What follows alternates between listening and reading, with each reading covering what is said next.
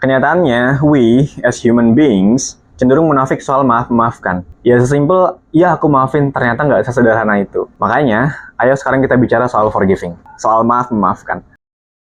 According to the Oxford Dictionary, forgiving is defined as ready and willing to forgive, showing forgiveness. Bahasa guanya ya, lu siap nih dan punya kemauan untuk memaafkan dengan menunjukkan sifat pemaaf.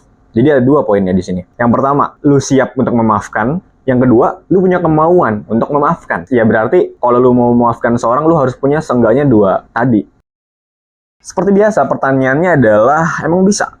Sesimpel itukah? Apa maksudnya kita harus siap dulu gitu baru bisa memaafkan? Emangnya dengan bilang, iya gua maafin nggak cukup? Ada sebuah film dokumenter berdasarkan kisah nyata ya, namanya dokumenter berdasarkan kisah nyata lah ya. Film ini berjudul Beyond Forgiving. Ngejelasin soal idealitas dari konsep memaafkan. Nah, judul Beyond Forgiving-nya aja udah straight to the point, bilang kalau forgiving isn't enough. Memaafkan itu nggak cukup. Sehingga sifat ideal dari forgiving akan muncul ketika selevel di atas itu. Ketika ada suatu konsep yang lebih dari itu. Apa itu? Beyond Forgiving. Nah, di film dokumenter ini nyeritain soal dua tokoh. Yang pertama, Letlapa Pahalele, gue nggak tahu cara bacanya gimana yang bener ya. Yang kedua adalah Jin Fouri. Nah, Letlapa ini adalah seorang pemimpin militer dari Azanian People Liberation Army, atau disingkat APLA. Saya bersenjata dari Pan Africanist Congress, PAC, di Afrika Selatan. Nah, jadi lembaga ini tuh dibuat untuk berjuang melawan sistem apartheid. Apartheid itu apa?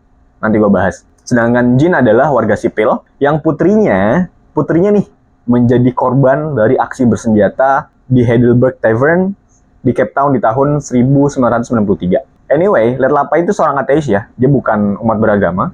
Tapi di satu sisi dia sangat menghargai spiritualitas, dia sangat menghargai hubungan sosial antar manusia, dan dia juga suka sama yang namanya rekonsiliasi dengan dialog. Sementara itu, Jin adalah seorang wanita penganut agama Kristen yang taat, serta menghargai kenangan tentang Kristus yang mengampuni para pembunuhnya. Lu bayangin deh ketika dua orang ini bertemu di dalam suatu forum, yang perbedaannya itu, apa, menurut gue signifikan banget sih.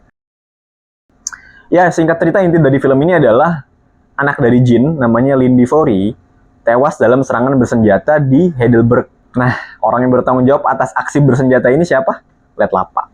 FYI, yang tadi gue bilang soal sistem apartheid ya. Sistem apartheid itu sistem pemisahan ras yang diterapkan di Afrika Selatan. Dan sistem ini tuh resmi. Pemerintahan bener-bener mengkotak-kotakan orang kulit hitam dan orang kulit putih dengan sistem apartheid ini. Dan tujuannya ya untuk mempertahankan supremasi kulit putih, Pak. Kulit putih dianggap superior, kulit hitam dianggap inferior. Kayak gitu. Dan aksi bersenjata itu, yang newasin anaknya Jin, itu merupakan bentuk protes dan pemberontakan terhadap sistem apartheid yang ada saat itu. Dan singkat cerita, Jin akhirnya memutuskan untuk ketemu sama si Letlapa ini dan nanyain dua pertanyaan. Cukup dua pertanyaan aja. Setelah dijawab, Jin langsung memaafkan Letlapa. Coba lu tebak, kira-kira dua pertanyaan ini apa? Tebak di kolom komentar. Nah, kalau lu di posisi Jin, anak lu tewas nih, gara-gara sebuah serangan dari oknum tertentu. Terus lu punya kesempatan buat ketemu sama orangnya. Kira-kira apa yang lu lakuin? Maafin gitu aja? Apa yang lo lakuin coba?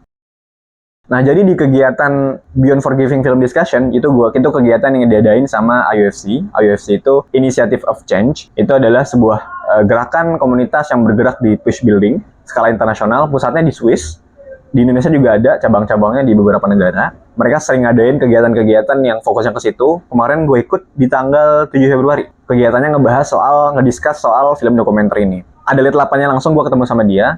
Dia bilang gini, forgiving and forgiveness is not an event. Both are ongoing processes. It's all about consistency in forgiving every time. And from my point of view, the key is never to let your enemy set your moral standard. Just because they humiliate you, doesn't mean you have to do the same thing. Sorry kalau Inggris gue belabakan.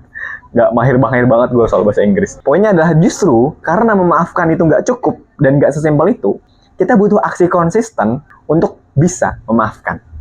Aksi konsisten yang terus-menerus, yang sama tarafnya terus-menerus kita lakukan untuk bisa memaafkan. Karena in realitas, di kehidupan nyata kita, orang-orang udah nggak percaya, Pak, sama kata aku minta maaf.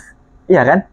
Mereka lebih percaya, orang-orang lebih percaya sama tindakan langsung dari apologizing itu. Oke, lu minta maaf, terus buktinya apa? Oke, lu minta maaf, terus apa? Setelah ini apa gitu. Jadi mereka butuh jaminan kalau lu tuh nggak bakal ngulangin lagi. Bentuknya apa? Tindakan langsung, bukan omon-omon belaka. Itu yang sekarang dibutuhin sama orang-orang. Meskipun mungkin memang di beberapa orang mereka butuh keduanya. Mereka butuh permintaan maaf, mereka juga butuh tindakan nyata. Nah, dalam konteks ini, Jin dan Nerlapa melakukan apa?